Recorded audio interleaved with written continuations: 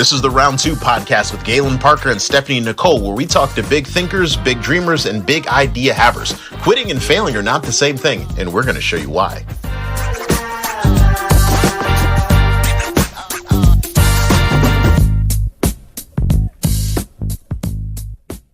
Ladies and gentlemen, we are back like we never left. My name is Galen Parker. This is the Round 2 podcast starring Stephanie and Nicole. Stephanie, say hello to the people. Hey, everybody. You see that, guys? The twinkle in her eyes? That was a little bit warmer than it used to be. So that's something that we're really working forward to. Guys, this is an important episode because I feel like every time I get stopped on the street, I open up my DMs, people are like, well, where do we get the money from? You want to know where you get the money from? You want to show me the money? I'm getting Cuba Gooding Jr. vibes right now. We got Mr. Darius Benders in the office with us, and he's going to talk about where do we get money from? Where do we get funding from? We're putting the fun in funding. But before we go any further, if you have not done so, do yourself a favor and hit that like and subscribe button down below. This is one of the few times you can literally tap in so that you can stay up to date with everything that is going on. Guys, how was the weekend? Stephanie, ladies first, how was the weekend? Would you private yacht, personal jet? What'd you do? No, I cleaned my house, but my house was extra clean. You could literally eat off the floors. I was hoping for a more baller answer than that. I'm gonna maybe that you so the house is clean. You can eat off the floor. That Can we just stop for a second? Where did that expression come from? Like that has never been a metric that I want to use. No, if you want something, you're okay to eat it. You know, the 5-second rule does not apply. That's how clean those floors are.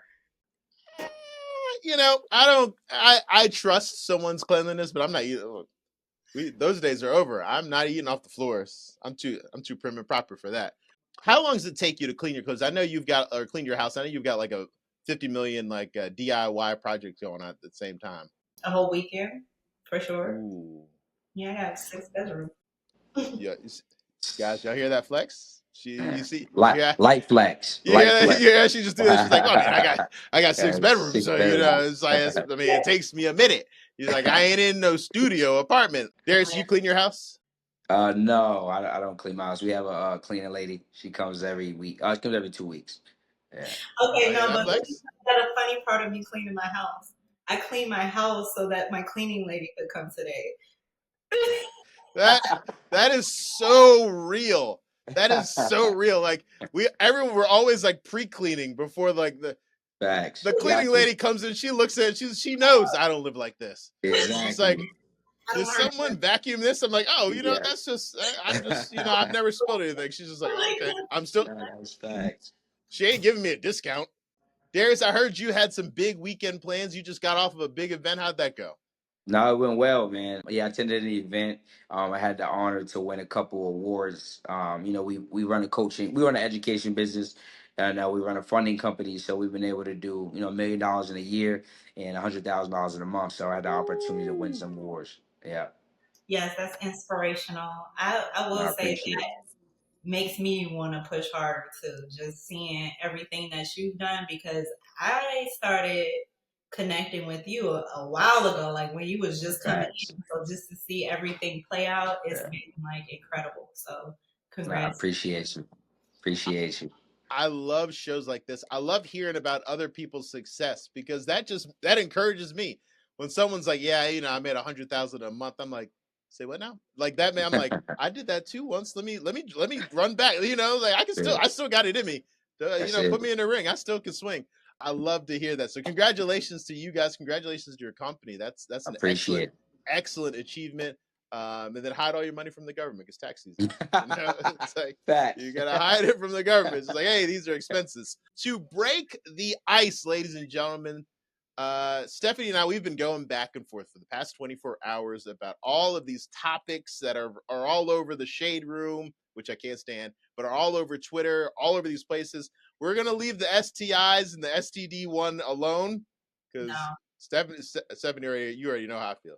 But we will talk about the one that keeps going around. This feels like a social STD. You cannot get away from it. You can't vaccine it. It's the topic about going 50-50. So we're going to have a chat with a baller Darius himself. We're talking about 50-50 bills. Yeah, let's 50-50 hear dates. what the money getters are talking about. We don't hear what we doing. So my opinion on this, I see this topic everywhere too. My opinion is it depends on your tax bracket, right? I've been every man. I've been dead broke. I've been kind of broke. I've been kind of up, and I've been up.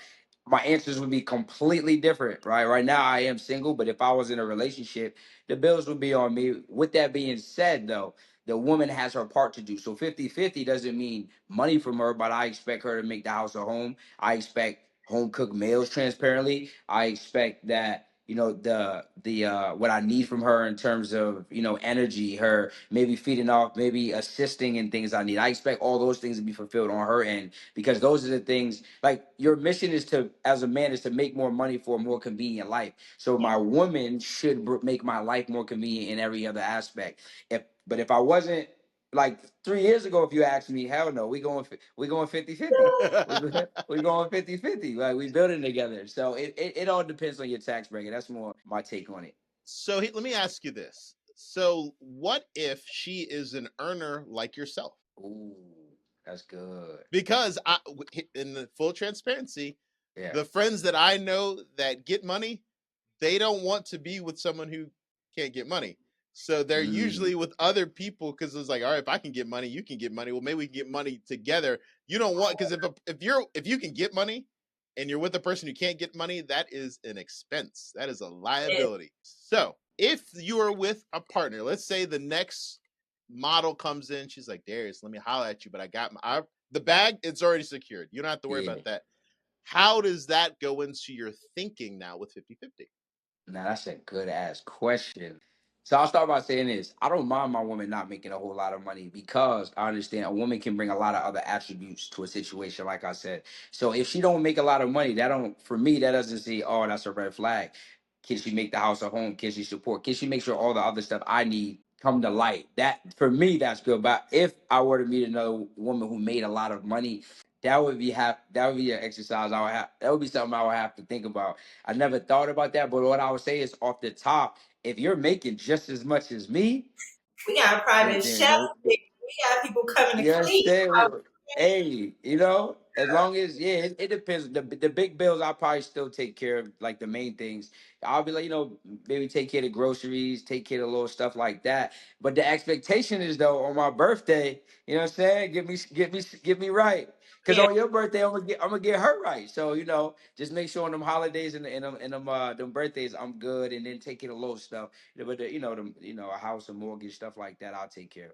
I like it. I like it. Yeah. Stephanie, your thoughts? I've got some commentary, but I want to get your perspective. You're the only lady here. I completely agree with Darius on his answers. I would say that me personally, I'm just not going 50-50 because and I don't know if it's just the people I'm attracting, but I tend to give more in a relationship than what I receive. So I'm always the one cooking, I'm always the one cleaning. I don't have children, but most men I date are going to come with children. So now I got to figure out what they're eating. And then like my ex-husband, he had two kids that lived directly in our house. Now we got to get up, somebody might pee in the bed. Now I got laundry to do. I got to make sure they get on the school bus. Like that takes away from the things that I could be doing to pour into myself.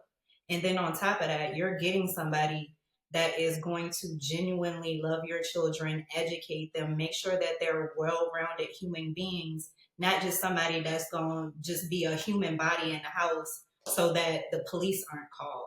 Because there are some parents like that. So I just think I bring so much value that if I start paying 50-50, it no longer serves me because I can pay my own bills. I've been doing it since I was 16 years old. So I guess it also depends on what type of person you are. So what about you? So maybe the conversation topic should be more about value, right? Value, yeah. Because that, from what I'm hearing from both of you, the most important thing is value. So, in Darius's instance, it's like, hey, is she making the house a home? Is her value? Is she bringing value? Because I think so many people get caught up in this 50-50, blah, blah, blah, blah, blah. And like they haven't analyzed what value do they bring, Facts. and they haven't really understood what value they're looking for or what they need, what value complements each other. Because I mean, I can say I've heard a lot of guys saying like, "Oh, well, we got to do this or that," and I'm always like, "Yeah, you're not really bringing much to the table if we're keeping it 100." It's like Yeah, outside of paying the bills, like paying the bills, secrets out. It's the easiest thing to do, in my opinion. I, So, Hell yeah, I'll take that. Yeah. it's so I easy. It's just like, that I would take like a live in, like if I could find a man with no kids, we both like no kids, we about to have a child and he wanted to be a stay at home dad, I would prefer my husband to be the stay at home person. Like if I can do it. Word. If I can have a choice, and I'm okay with it. Your DMs about to go crazy after this. Your it's the funny thing is, it's like I hear what she's saying, but yeah. I hear what Darius is saying too, because I'm like, there are just there's too many people that would just. There's a guy sitting on the couch right now that Waiting. he has made a hot dog, and that's the only meal. He's like, oh, I could be a stay at home dad. Oh, I'll stay at home. I'm like, bro, you can't cook. Like, you need to roll out of some sort of culinary school. And plus, Stephanie is probably one of the few women that would even tolerate that.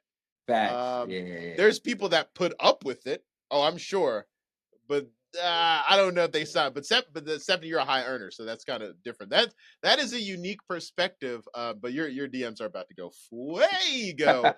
Just hey ma, I just gotta let go from FedEx, and I got this hamburger helper I can roll to. No shots if you work at FedEx. You know how I feel. Like a Still like job is a job. I still like ambitious men. Like you still have to Oh, have he's dinner. gonna add the special cheese to the hamburger helper. The ambition's gonna go crazy.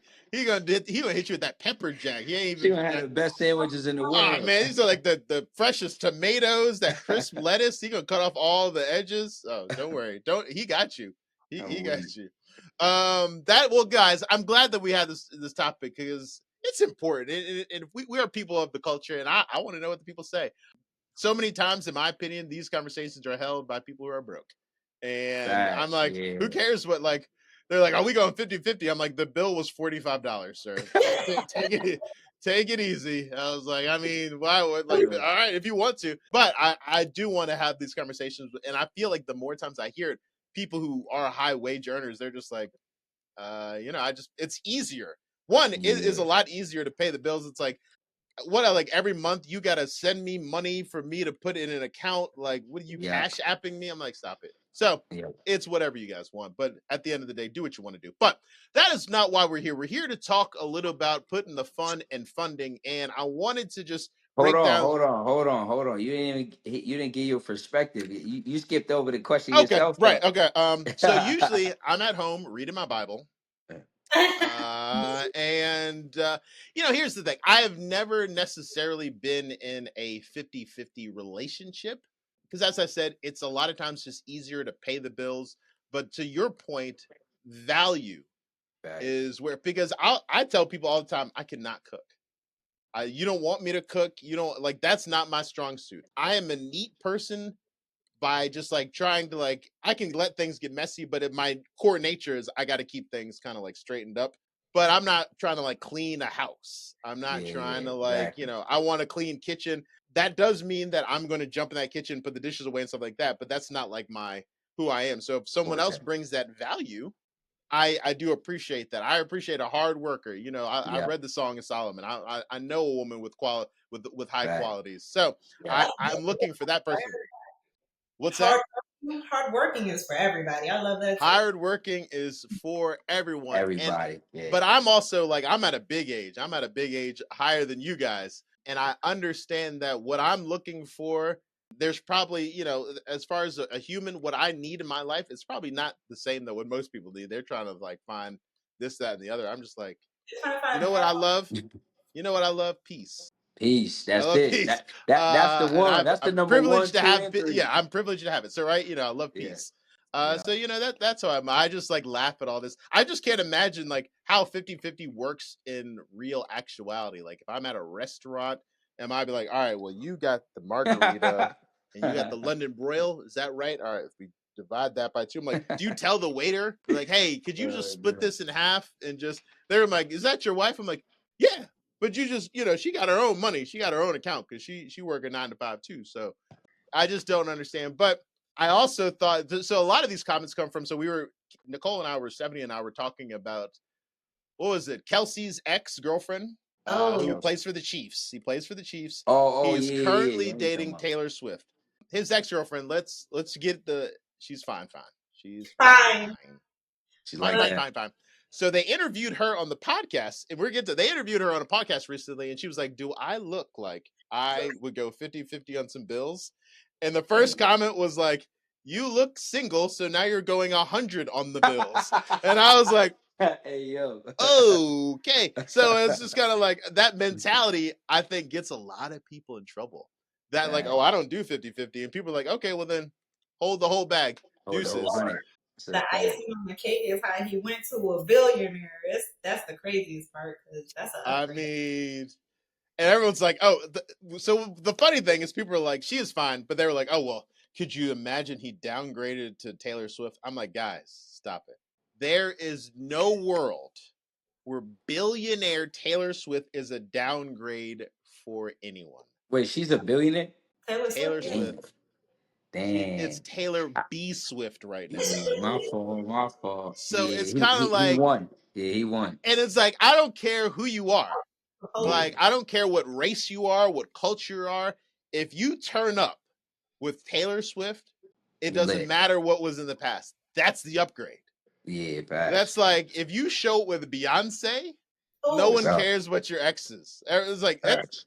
this is the apex predator of The this. GOAT. Yeah, right. And so it's like so. I mean, so shout out to my boy Zach Kelsey. You do your thing. I'm like, can you imagine? You've got a billionaire teller. She shows up at your job on Sundays to cheer you on. Could you like think Now about that's that? crazy. Now that's crazy. Think about us going to work and then someone just walking in, sucking all the life out of the room because she's that powerful. He's And her. she's just like, "Oh, Yeah. I'm just here to watch him work. Go ahead, Darius, do your thing. Oh, get that funded. Get that funded." And you're just sitting there like, "This is crazy." No, Like that, facts. you won. And you, if they get married, are they going 50-50 on some bills? Like, Whoa. Or if they do get married, who's taking care of the bills? listen, I'm It don't guys. matter. The difference between a millionaire and a billionaire is crazy. It's ridiculous. Yeah.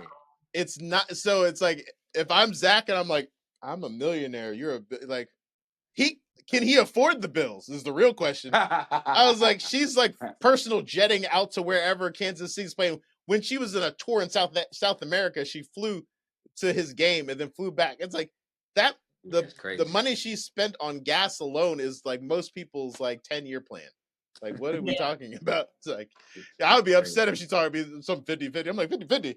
50-50 what? I was like, 50-50 what? I was like, you see me in the kitchen doing some dishes. Like, I can't keep it. I gotta do my value has to now go up. Not facts. So that's my opinion on that. But let's put the fun and funding with Darius. Darius, if you guys have not done so, I'm at the end of the show. We're gonna get his social media handles because I want you to follow him. One, the videos are educational. Some of them are hilarious. I was like in the comments earlier today, like get my get my kiki on. But it is especially the one with the African dude, and he was Oh, talking about NBL. trying to get pre-approved. He walked up him on the street. He's like, what is this? That had me weak. That almost took me out. But there's a topic on some of your videos: soft pulls versus hard pulls. Everyone's afraid of credit. I don't know if you guys know this. People are so afraid that I don't want them to check my credit. I don't want them to do a pull on my credit. I'm like, guys, these pulls are different. So explain them to your best ability. What's the difference between a soft pull and a hard pull? Absolutely. So, like you said, a lot of people that they're like, man, I don't want to get a hard inquiry if I don't get approved for it, right? That's the biggest question. So, what I tell people is always start with soft pulls or pre-approvals. What that means is there's no impact to your credit to see if you have an offer and to see typically sometimes how much, right? So, therefore, it doesn't hurt you at all to do a pre-approval or a soft pull because it's not going to give you a hard inquiry. There, like that means if you don't get approved for it, well, you just know that you have work to do, or it's whatever. Versus when you go for a traditional credit card that's not a soft pull, what's gonna happen is they're gonna pull your credit and you're gonna get a hard inquiry. Now, if you have too many hard inquiries within 6 months to a year, typically that does negatively impact you because now other lenders are looking at it when you go for funding and they're saying, well, you seem like you're thirsty for credit, so they're gonna assume that you're desperate. Mm. That is, Yeah.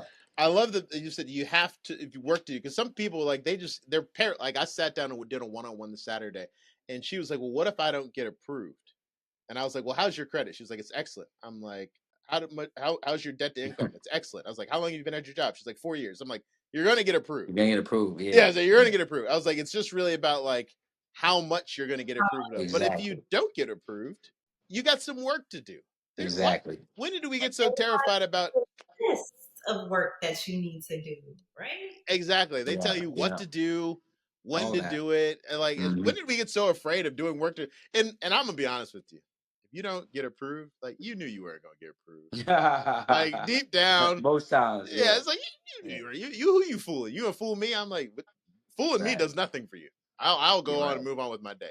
You're gonna fool yourself, but you got some work to do. They're gonna give you a roadmap, and I think Yeah. that is just crazy helpful. So thank you for breaking that down. When you were getting into this business, obviously you're a success, but it wasn't always like that. Not at all. What's the one job or the one idea or the one thing that you thought you're like, oh, I'm about to be in. They're about to call me Darius Zuckerberg.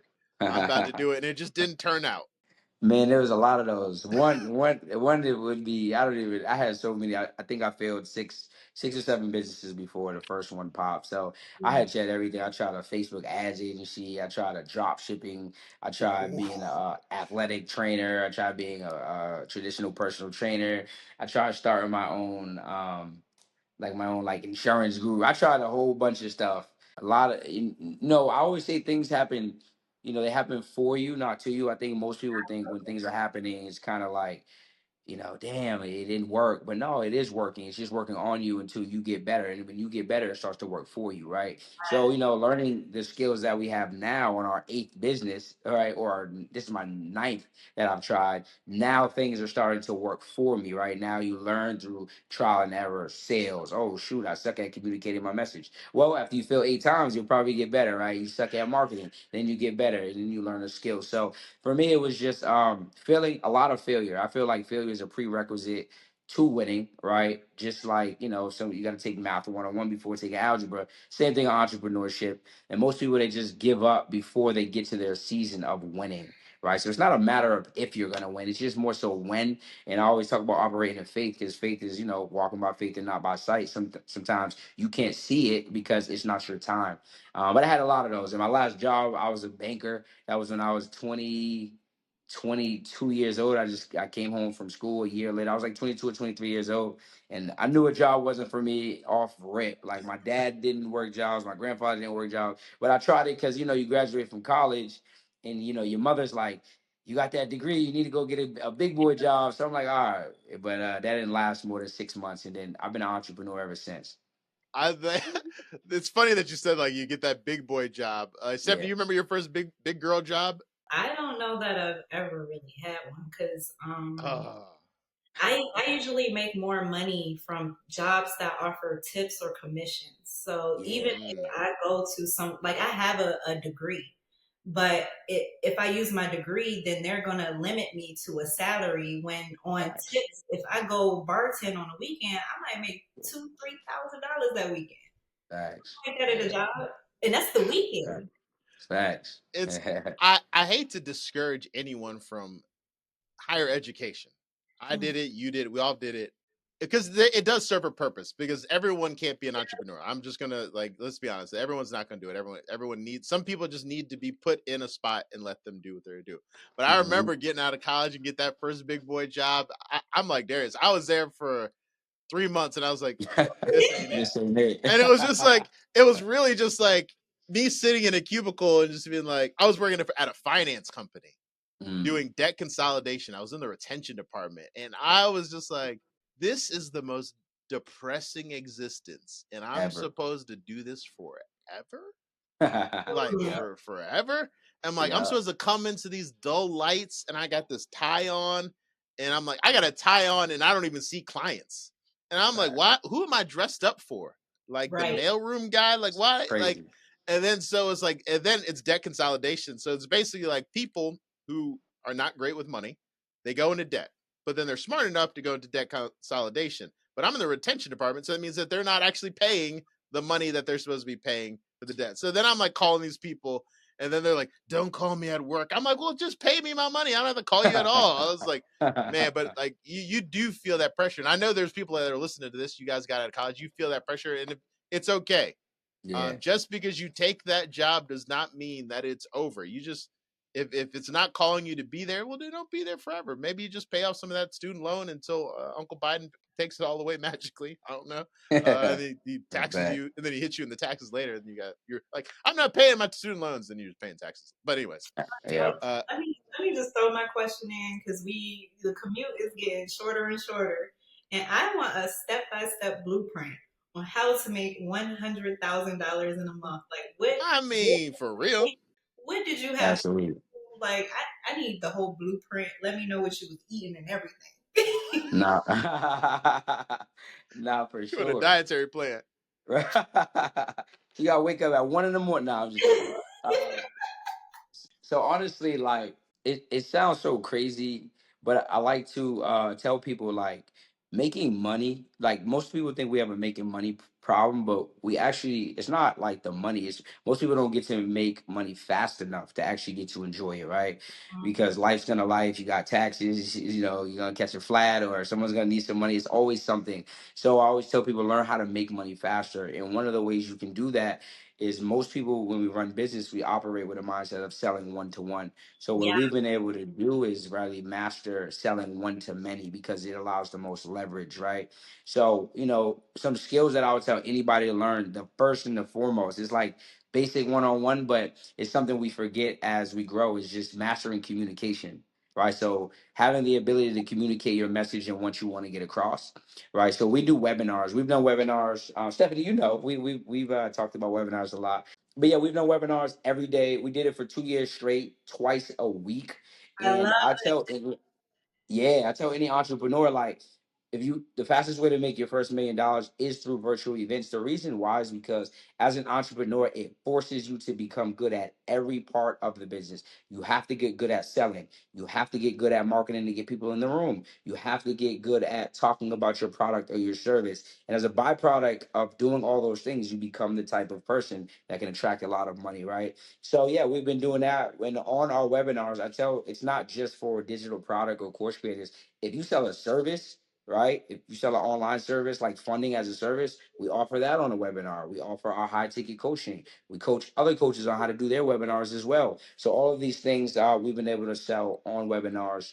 And the key with it is being super authentic with the people. I think a lot of times people get on like live classes or even podcasts and they want to sound like super smart and extra educated. And there's nothing wrong with that if that's you, but like, I'm not a suit and tie guy. It's just not my style. If I were to show up and use super big words all the time, it's not that it's bad, but I wouldn't be being me. And the people can always tell when you're not being you, right? Yep. But what I tell people is we can all coach real estate. We can all do funding. We can all do credit because there's so many people and you're just going to find your tribe, right? So once you just operate in your authenticity, you learn how to properly communicate and you master selling one to many, you can really make a whole lot of money in a little bit of time. So that's kind of how we've been able to do multiple six-figure months in the last year. I love that. I love it. Yeah. Yeah, I I got love to that you mentioned y'all gonna see me out here twice a week now. Like, let's get it. Let's Steph. get it. Stephanie, we waiting. The streets are calling. That's it. They need you. Week is They wild. need you. It's so Absolutely. important that you mentioned about being your authentic self. When you got in, was it just you, or did you have like a mentor to kind of help you craft all of that? Oh yeah, when I had been trying to make money online for like a year by myself and it just wasn't working. it was like my best month was like $123. It was like Oh my god. because I'm telling you the information you don't know, it's like it can literally kill you. Like and the first time I reached out to my one of my mentor who actually just gave me the award, I didn't have the money. And we talked about it and 6 months later I learned credit and what I was able to do is go out and get a credit card and I had this credit card. And I'm like, man, I'm broke already. I might as well just swipe this thing and hope that this coach is the guy who's gonna coach me is really gonna work. And that was really my mindset. I feel like so many times when people are broke, they're trying to save all the little money you have, but money is gonna go regardless. Bills is gonna come, something's gonna happen in life. So you might as well hurry up and spend it on something that can help you make more money faster. So for me, it was getting a coach, right? And once I Mm. got the coach, I understood like how marketing works, how to get more people to want to buy into what you have going on, whatever product or service you sell. And then from there, I started doing super cheap classes because like a lot of people want to come out the gate selling things for 5, 10, $20,000, and you can. But my mindset at the time was I want to help a lot of people get results, so then it's easier to sell things later on, right? When you're first starting off, what do you guys do before you shop? Before you even go to eat, what do? You Google that place, you look at their reviews, Let's see the you menu, calling the review. around, Yeah. anything. So I tell people operate your business like that. Go out and do some work for cheap at first, get some testimonials, and then from there it'll be easier to sell your high ticket stuff later on. So yeah, I invested in the past year. I've spent over $175,000 just in coaches and personal development, but Wow. it just took one. Right. So if you're listening, you don't have to start off like that. Just start off with one coach, one investment, and just focus on one skill. And as you master that skill, people will know you for that skill. So another problem people have is they try to do too many things at first when you should Mm. focus on one, because someone who's all over the place, like let's say, I say, oh, I do credit on Monday, but on Tuesday I bake cakes, on Wednesday I personal train. And Stephanie, let's say she just does credit every single day. When people come to shop, they're gonna want to work with her because she's the one that they're thinking of when they think of credit. And I'm just kind of all over the place. So focus, and then as you grow, you can start to diversify because you learn more. As you grow a business, no matter what business, you automatically learn more about business as a byproduct of growing. Then you can start to help people in that lane. Man, that's such a challenge about just like knowing, just focus on one thing. Cause I Yeah, sometimes I'm like, I like multiple things. I want to yeah, do yeah, more. yeah. So it's like, I'm gonna have to take my Yeah, vegetables, and what I prepare. mean by that is this, because I know a lot of times people hear like 7 streams of income. So let's say, right, what do you do, Galen? Real estate and I public teaching or public Okay, speaking. okay, fire. So you can have multiple streams of income within the one thing that you do, though. Let's say you were like, okay, it's real estate. You do real estate, right? Investing. You might have a high ticket coaching program where you coach people on how to do the real estate investing. Then you might have just an ebook, a low ticket on real estate investing. And then you might do speaking engagements on real estate investing. So now you have 4 streams of income, but it's all within the one thing that you do, right? What I meant by that is people doing completely different things that Mhm. throw people off, right? So I just want to clarify that for the people. I'm also a chef. Despite my earlier comments, I do no. Despite me saying I don't cook, I'm like, I've got this cookbook coming out that was written by ChatGPT. No, that's I was looking at my notes here. So one of the things that we look at over the weeks that we've been speaking with entrepreneurs, we talked on mentors. That is just so critical. Get yourself a coach. You heard what he Yeah. said. He spent $175,000 on coaching.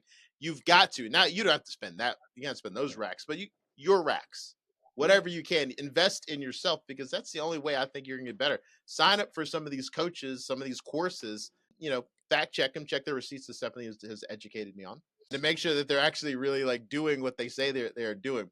Relationships, obviously having a relationship with like your mentor is important. I was watching one of your videos, you talked about another type of relationship that is going to be so critical for people just trying to start out when it comes to funding, which is your Mhm. specialty. I was talking Mhm. about relationships with credit unions, and I explain that to us. Absolutely. So, like, I tell people like lenders, banks, they're just like humans. I think a lot of times we overcomplicate, like we think the banks are against us, but it's the same. It's almost common sense, right? If I came up to you, or Stephanie, if you didn't know me and I came up and I said, "Hey, how's it going? Let me borrow $20,000." What are you gonna say? No. You're gonna say probably hell no, right? Because you don't know me, right? You never, let's say you never met me or anything. So a lot of times when we come to these lenders, specifically credit unions, what you want to do is instead of just going in and asking for money, even if you have a decent credit score, go build that relationship, right? And the way you can tangibly do that is you can go and just simply become a member. That's building a relationship. To further enhance that relationship, we might open up a checking and a savings account, right? To further enhance that, we might deposit some money into those accounts or one of the accounts. To strengthen it even more, we might say, okay, I'm going to set up partial direct deposit to go there, because now the internal banking relationship with them is a lot stronger, because they see that you are looking to commit to building with that bank. You don't necessarily have to commit, but what we're doing is we're setting ourselves up to where we're in the best position. And what I tell you to do is at least have some money in there if you can for like 4 weeks, right? Then on day 31, or after that shortly, that's fine as well. Then we want to apply for that product or those products, whether it's a credit card or a line of credit, because by then we're probably gonna. That's if we apply off the rip, we might get 10. $12,000, but if we build that relationship, you might go get 25, 30,000 out the gate. And if you want to further enhance those relationships, most credit unions have a secure type product, right? Everyone talks about Navy Fed and they call it the pledge loan, but most credit unions have some sort of pledge loan. They might just call it a different name. For example, DCU, they call it a shared savings secured loan. And essentially, you're leveraging your money to build an internal relationship with them, and you're going to be able to get your money right back, because the play we run is, let's say you have $250, right? You'll set up a shared savings secure loan or a pledge loan, and then what you can do is literally the next day is you can call in and say, hey, I'd like to pay off 80 to 90% of that. Now what happens is they move the money back into your checking account, so now it's back to you, but now you have a 80 to 90% paid off loan with that specific lender. And we know how it goes when you already have a paid off loan. It helps you to be able to go out and get more products, right? And with the remaining balance, what you can do is set it up on auto pay over 3 to 6 months. And now we're looking at those maximum limits. That's how you see people starting off getting 20, 30, $40,000 approvals from these credit unions. Guys, Yeah. did you guys take notes? I know you're almost at your job, but he just dropped a whole bunch of fire on you about different types of credit unions with different types of loans, their name and loans. But obviously, this is just it's an aperitif, guys. Follow Darius.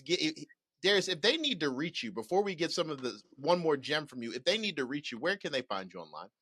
Absolutely. You all can find me on all platforms, Instagram, YouTube, and TikTok, Facebook as well, at Darius Benders. All right, so at Darius Benders. And I'm doing something special for you all. So if you all DM me the word boot camp, what I'll do is I'll send you an invite to a training I'm doing where I can break these things down even more in depth over 5 days. There you guys got it. You tapped in, and now you got to remember a DM him boot camp. Now, before we let you go, and like I wrote them down talking about master your communication skills. If there is a gem that you've learned over your experience that you're just like, man, I wish more people just knew this one thing, Yeah. this would change their life. What is that one thing that you would want to pass on to people? There's a lot. One gem. All right. If you got two, then you can give us two. But Well, I mean, if I gotta give the first thing I gotta say, I mean, it's kind of obvious, but if you're dead broke, whether you're working a job, you're in your mom's basement, you got $0 in your account, find a way to just get your credit in order. Because literally, like when I started this thing, I told you guys, like I was dead broke. Like you can have $0 in your pocket and go get $100,000 in front of. Like I want you to imagine, like being a person who has nothing, but you can get access from the banks to $100,000. Now you have the ability to actually make your dreams come true. Now I tell people my 3-step process is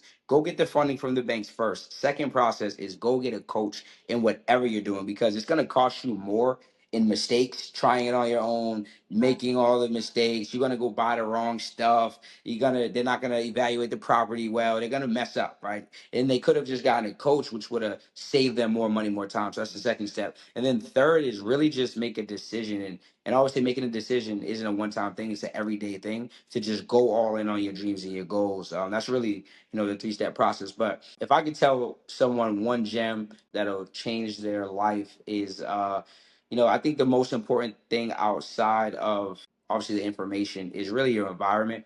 I believe what you tune into, you turn into, and whatever entertains you, trains you. So the people you're around, the things you watch, your self-talk. For a lot of us, the enemy is the enemy. Like we say things that put us in a place where we can't really grow, because there's so much power in the tongue, and your thoughts become your reality. So really just auditing your environment is the most important thing. you hear auditing your environment, and I know you guys have heard that before. Auditing your circle, auditing Yeah. the people around you. We've said this before, and I'm so happy that he mentioned this. So, guys, please take note of that. He said credit, coach, commitment. Now audit your circle and everything around you. He hit you with the triple C's of his big three.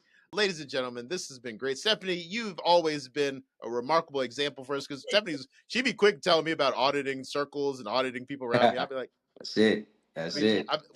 we're all trying to learn. Ladies and gentlemen, this has been the Round 2 podcast starring Stephanie and Nicole. I am Galen Parker. Stephanie, if they need to reach you online, where do they get you? Stephanie Nicole RVA on everything. Nice. Guys, write that down. You can reach me at _Galen Parker. This has been another fire episode. I hope you tuned in. See you next time.